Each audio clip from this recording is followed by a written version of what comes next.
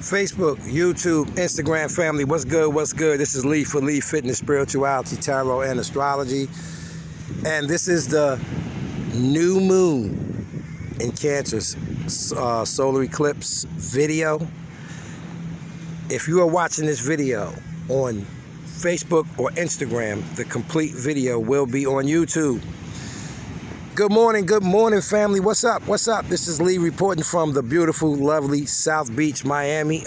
We just had a thunderstorm, as you can see. It is no one out here but me. I love it when it's like this.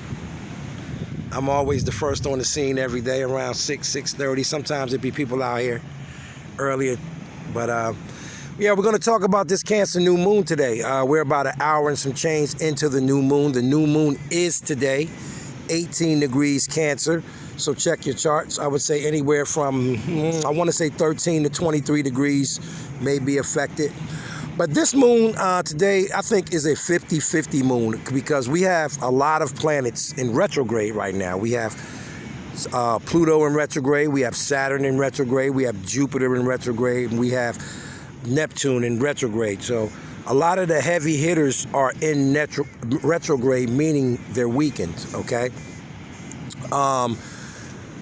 There's a beautiful energy out here, guys, for healing, okay? Like I said, Cancer represents the mother, the family, the children, the foundation, your roots, and your heritage, okay? So this is a great energy for that kind of thing, you know, getting family gatherings, maybe talking out family issues. So I would take advantage of this energy big time because we have a water-earth trine sextile, which is good energy. We have Pluto sextiling Neptune, and we have Neptune trining the sun and the moon, and then we have the sun and the moon sextiling Uranus. So there's a lot of water earth energy out here, which is practical things, okay? Again, homes, family relationships, organizing, gardening, just reevaluating, you know, reorganizing, things like that. Also creative ideas, painting, writing, you know, doing music, anything like that. This is a lovely energy to get your thing going. On the negative side of things, I feel that this moon, like I said, is a 50-50 moon. It's not one of the harder moons that we've been having. These last few moons have been very hard. But there are some trying aspects in this moon. We still have Pluto squaring the sun and the moon, okay? Cancer, Capricorn. So that is the mother, Cancer, and the father, Capricorn. So we still could have dynamics there in the mother-father issue. We have the Saturn-Uranus square still, okay? Saturn squaring Mercury and Venus, and we have Uranus squaring Mercury and Venus, okay? So there are some tension angles here, but again, Saturn is in retrograde.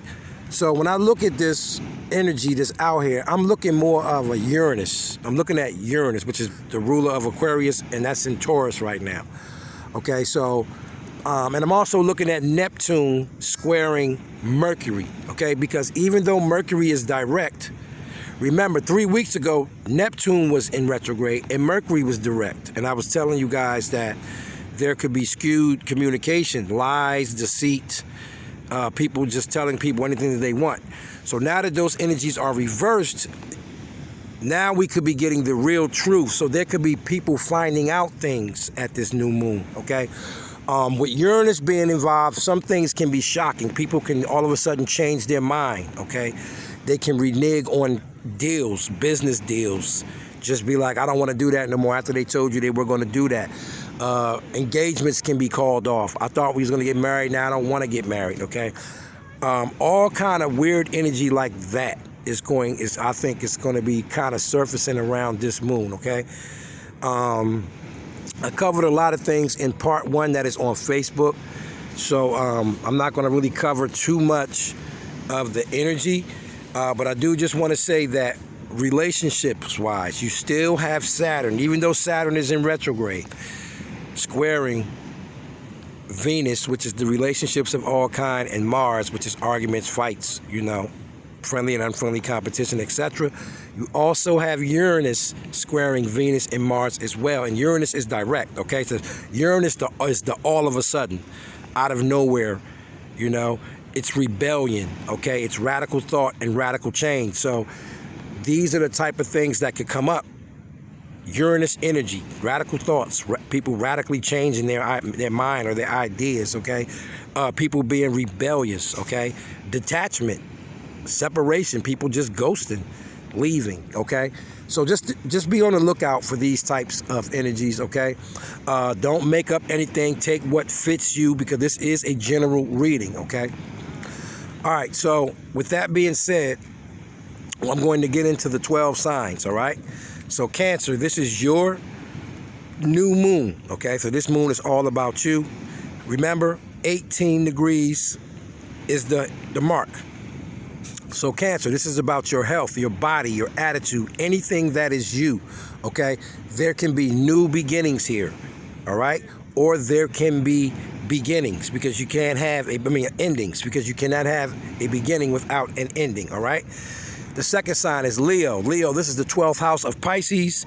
This is the house of your dreams, your subconscious thought, music, creativity, healing, closure, okay? Secrets and lies, and that's what I'm talking about with the Mercury-Neptune connection here. What's hidden in your life, okay? Addictions, self-sabotaging behavior, okay? Solitude and confusion, okay? Also hospitals, so be careful of that, Leos. Virgos, this moon is going to take place in the 11th house of Aquarius, which is radical change or radical thought.